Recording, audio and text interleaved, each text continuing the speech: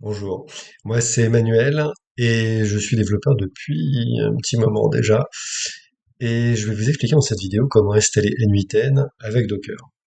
Mais avant de faire ça, on va déjà faire une courte présentation de ce que c'est Docker et de ce que c'est N8N, question de savoir un petit peu de quoi on parle.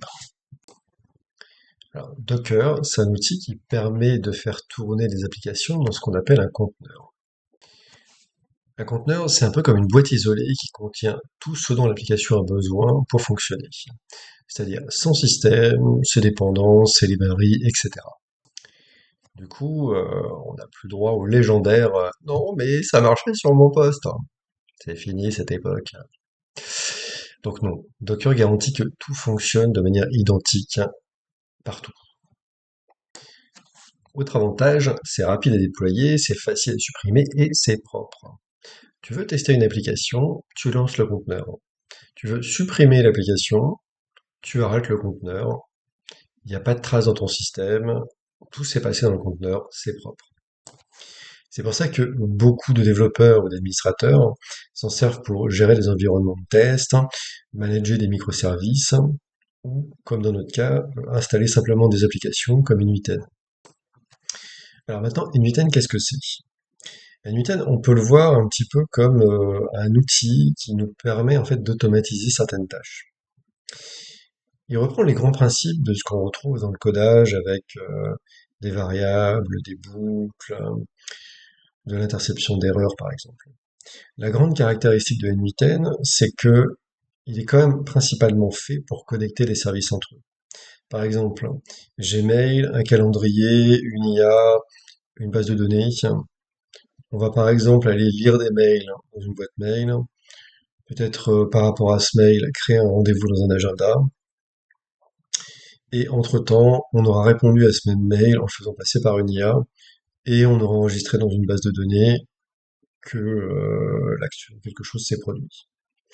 Donc, en gros, N8N, c'est plus un orchestrateur. On pourrait le comparer un petit peu à du code, mais ça va moins loin que du code, mais ça reste beaucoup plus pratique et plus facile à mettre en place. Alors, après cette incroyable introduction, euh, on va télécharger Docker Desktop. Donc, vous allez sur le site de docker.com, tout simplement, vous allez dans les sections download, vous téléchargez ce qui va bien, voilà, vous savez comment faire, c'est bon.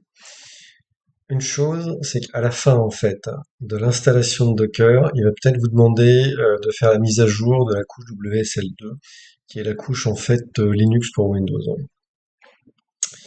Vous lui dites oui, monsieur, bien sûr, monsieur, voilà, pas de souci, vous le laissez faire. Passez ça. Donc, une fois que vous avez installé Docker, vous le lancez,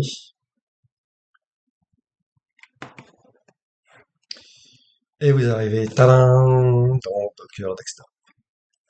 Alors, la première chose qu'on va vouloir faire, c'est télécharger l'image de N8N. Alors, j'avais parlé de conteneur dans ma description précédente, hein. Une image, c'est ce qui permet de constituer le conteneur. Donc, on va aller en chercher une de N8N. Pour ça, on va dans le Docker Hub, qui est en fait une collection d'images que met à disposition Docker. Il y en a pour tous les goûts, vraiment. Ouf. Mais là, tout ce qui nous intéresse, c'est N8N. Donc, on va chercher N8N, et on prend la première qui est N8N IO, N8N.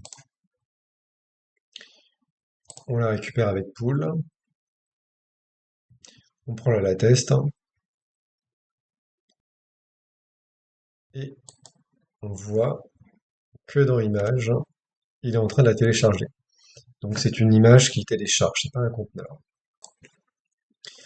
Alors, une fois qu'il est terminé, on a l'image de N8N. Ce qu'on va faire, c'est qu'on va la lancer, et il y a des paramètres. En l'occurrence, le seul qui va nous intéresser ici, c'est le port qui va être utilisé par le serveur web. On va lui préciser que celui par défaut, c'est 5678.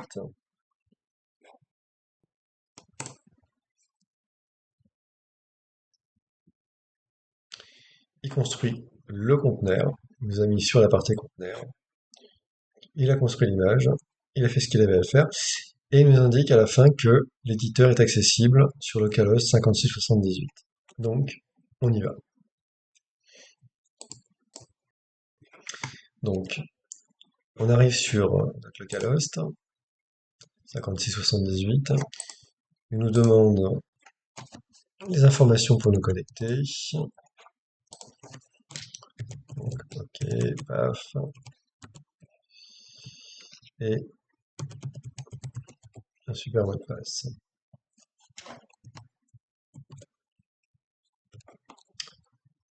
Oui, bien sûr. Et non. Bon, là, il nous pose des questions.